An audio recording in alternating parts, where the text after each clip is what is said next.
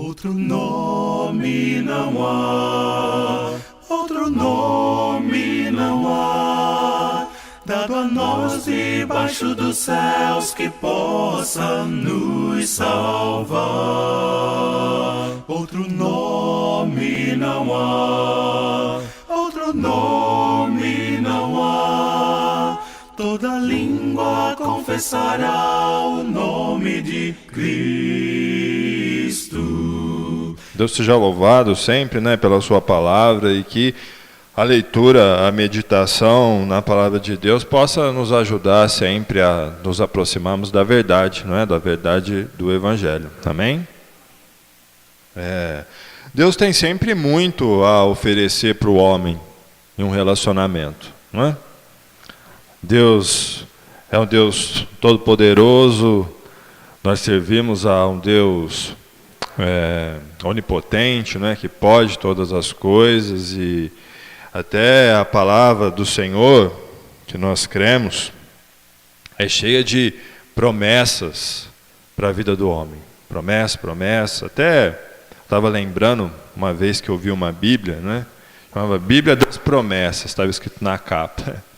E aí dentro da Bíblia, eu não cheguei a ler muito assim, ver o conteúdo, não sei nem a versão que era usada, mas as promessas eram escritas de vermelho, na Bíblia. Ela chamava Bíblia da Promessa, não sei se alguém aqui já viu. Mas Deus realmente tem muito a oferecer para o homem em um relacionamento com o homem. Talvez até por isso seja interessante nós pensarmos no que nós procuramos em um relacionamento com Deus. O que nós almejamos, o que nós estamos procurando em um relacionamento com Deus. Qual o sentimento, qual o desejo, qual a motivação que está por trás, por exemplo, da nossa presença aqui, no domingo de manhã.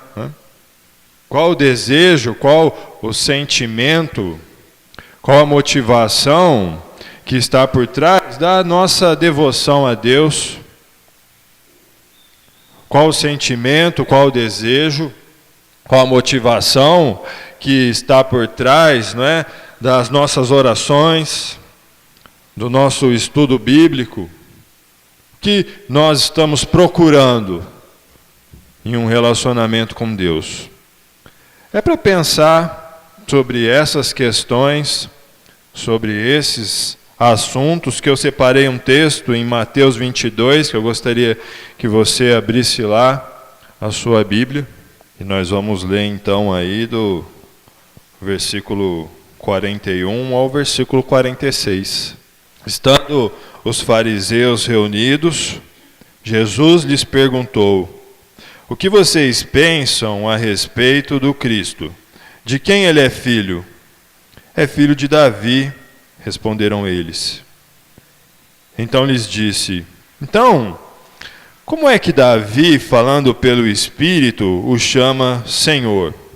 Pois ele afirma: o Senhor disse ao meu Senhor: senta-te à minha direita, até que eu ponha os teus inimigos debaixo de teus pés. Se, pois, Davi o chama Senhor, como pode ser ele o seu filho? Ninguém conseguia responder-lhe uma palavra. E daquele dia em diante, ninguém jamais se atreveu a lhe fazer perguntas. Então, o que está acontecendo? Mateus capítulo 22 é um capítulo que está inserido naquela descrição da última semana da vida de Jesus. Uma semana em que Jesus passa na cidade de Jerusalém. Jesus chega a Jerusalém no domingo, segunda-feira ele está lá ensinando no templo, e na terça-feira, é o que o capítulo 22 aqui do Evangelho de Mateus está descrevendo, situações que Jesus viveu na terça-feira, na sua última semana de vida, e observando o que acontece ao longo desse dia, nós podemos chegar à conclusão de que os líderes religiosos ali não estavam muito felizes com a presença de Jesus ali em Jerusalém. Eles não estavam felizes com o comportamento de Jesus, não estavam felizes com os ensinos de Jesus e talvez mais, né? Talvez principalmente não estavam felizes com a resposta que o povo, que parte do povo vinha dando ao comportamento, aos ensinos de Jesus, né? Quando Jesus entra em Jerusalém no domingo, montado num jumento, as pessoas estão dando a ele honras do Messias, não é? Ó, o filho de Davi. Na segunda-feira, o dia anterior, né, Jesus está no templo ensinando e as crianças estão lá louvando. Olha, o filho de Davi. E como os fariseus não acreditam que Jesus é o Messias, né? Essa expressão filho de Davi é uma expressão messiânica, uma expressão que faz referência ao Messias. Eles não estão satisfeitos com Jesus. Na terça-feira, eles armam e procuram formas de acusar Jesus com as suas próprias palavras, não é? Então eles tentam colocar Jesus, causar problemas para Jesus com a lei romana, questionando Jesus sobre o imposto que é pago a César no templo. Eles tentam desacreditar Jesus diante do povo, questionando sobre a ressurreição, né? Os saduceus aqui com toda aquela trama, eles que não acreditam na ressurreição. Os fariseus se reúnem, né, e vão questionar Jesus sobre qual é o maior mandamento. E aqui no fim do capítulo, então, Mateus vai mostrar uma inversão de papéis. Agora é Jesus quem vai questionar os fariseus que ainda se encontram ali, todos reunidos, conspirando contra Jesus. E Jesus vai abordar um assunto essencial ao longo dos ensinos do Velho Testamento. Jesus vai falar sobre o Messias, não é? E Jesus vai dizer, olha, e o Messias, não é? O que vocês pensam sobre ele? Qual o conceito de vocês sobre o Messias? De quem ele é filho? E eles respondem rapidamente, não é? Olha, ele é filho de Davi. Ele é descendente de Davi, né? Para nós entendermos, né, o que eles têm em mente quando eles pensam ao dizer que o Messias é o filho de Davi, é um descendente de Davi. É algo que a gente já conhece, talvez até eu já tenha comentado aqui com vocês, né? Outros irmãos já devem ter falado, abordado sobre isso, não é?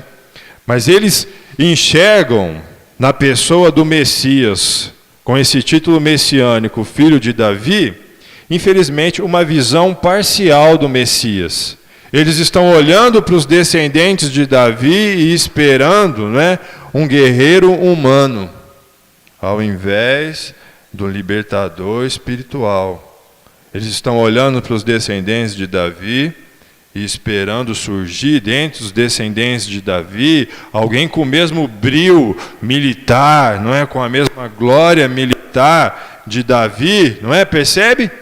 Uma visão parcial do Messias, não é? Uma visão que causa problemas para eles, não é? Porque eles olham para Jesus e Jesus não preenche esse papel, não é? Jesus não é esse filho, esse descendente de Davi que eles aguardam, não é?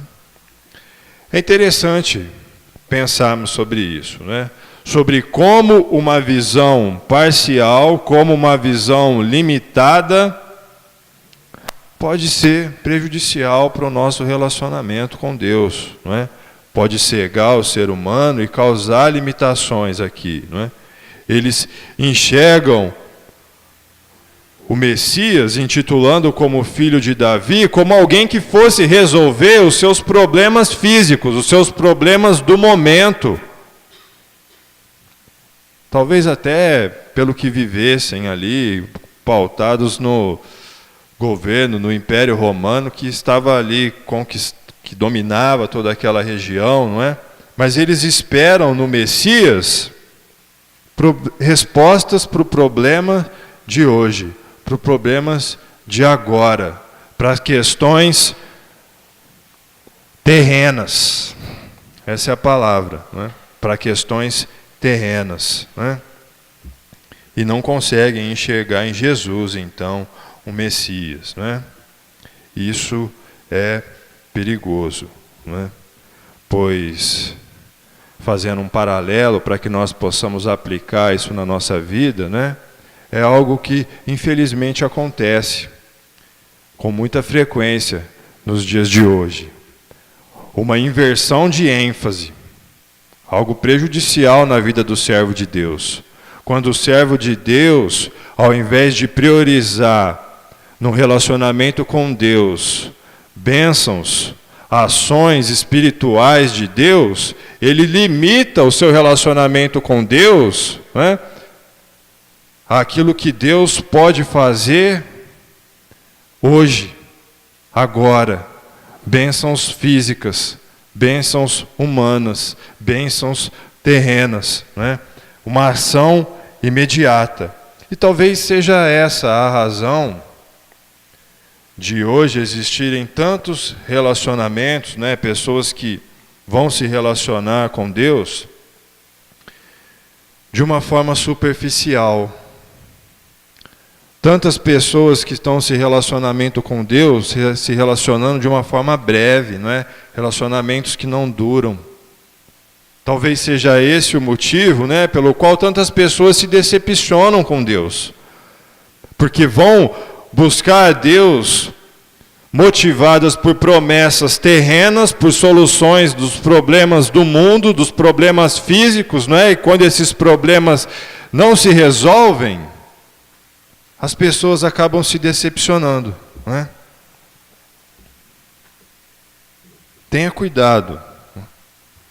Se a nossa motivação é essa, não é? Talvez seja até prudente, não é? Nós pensarmos, não é? Qual é o que nós temos buscado no relacionamento com Deus?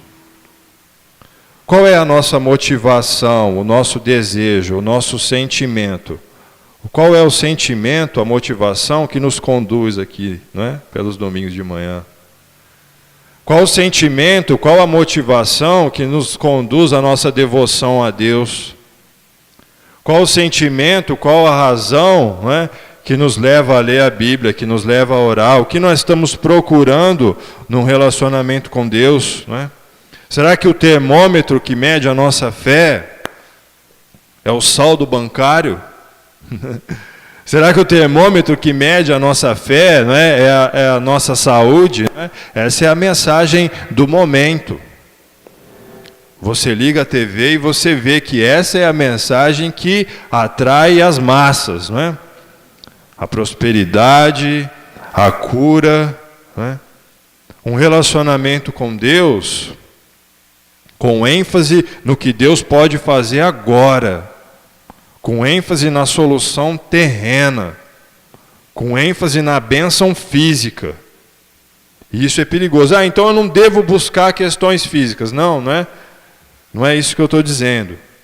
Mas tome cuidado com a ênfase que você tem dado no seu relacionamento com Deus, não é? Você está priorizando muito as coisas físicas. A expressão filho de Davi é uma expressão incorreta para definir o Messias? Não, não é uma expressão incorreta, não é? Jesus prometeu isso para Davi, lá em 2 Samuel capítulo 7. A questão é você limitar e encaixar o Messias somente nesse título, né, como um descendente de Davi, você cria um conceito parcial da ação do Messias, né, e esquece do que o Senhor Jesus vai tratar aqui, né? Como ele trata no próximo texto, a ênfase no espiritual. Jesus vai dizer no versículo 44, né? Ele cita um salmo, é o Salmo 110. É um salmo escrito por Davi, né? Onde Davi vai dizer, olha, o Senhor disse ao meu Senhor. Você pega lá do hebraico, né? Yahweh disse a Adonai, né? Então, Deus falou ao meu Senhor. Ele está chamando Jesus de Senhor. O Messias de Senhor, né? Jesus aqui, ele não se encaixa, ele não se identifica como o Messias. para os judeus, né? Ele questiona sobre o Messias, mas não fala, olha, o que vocês pensam de mim? Ele fala, o que vocês pensam sobre o Messias, né? Mas esse é o ponto. O que Jesus está tentando mostrar para eles, abrir os olhos deles, né? Olha, o filho de Davi, o Messias, não é somente o descendente de Davi. O Messias é também o Senhor de Davi. Percebe? Jesus dando a ênfase espiritual no ensino, uma ênfase que eles não conseguiam enxergar, eles negligenciavam, né, na sua exegese do texto, no seu estudo, né, eles liam ali o filho de Davi, mas não enxergavam Davi chamando o Messias de Senhor. Essa ênfase espiritual que existia num relacionamento, né? Jesus está dizendo, olha, o Messias vai ser muito mais do que alguém que vem resolver o problema terreno de vocês, que é alguém que vai ter glórias militares. Para nós, o Messias, né, o relacionamento com Deus é muito mais do que a solução da crise econômica do Brasil. É muito mais do que a solução para os nossos problemas de saúde. É a ênfase nas questões do Espírito, né? As maiores bênçãos que Deus tem para oferecer para o seu povo, né, são as bênçãos espirituais, né? Graças que são preparadas através de Jesus, o lado libertador da alma, o lado que salva, né, o espírito. Jesus vem ao mundo, né, com esse propósito, com essa intenção, né? Como o Messias, que vem resgatar, libertar o homem das suas prisões, das suas escravidões, das nossas paixões humanas. Ele é aquele que vem resolver o nosso pior problema, e tenha certeza, né? O meu pior problema, o seu pior problema, não é um problema físico. É um problema espiritual, problema ocasionado pelo pecado. É um problema com consequências eternas, né? Se você olha lá no Evangelho de João, no capítulo 1, é interessante porque João vai dizer, olha, Moisés trouxe a lei, mas Jesus trouxe a graça e a verdade. E da plenitude desse relacionamento, não de uma visão parcial, mas de uma visão plena, né, nós recebemos graça sobre graça. É muita graça. É graça em abundância, não é?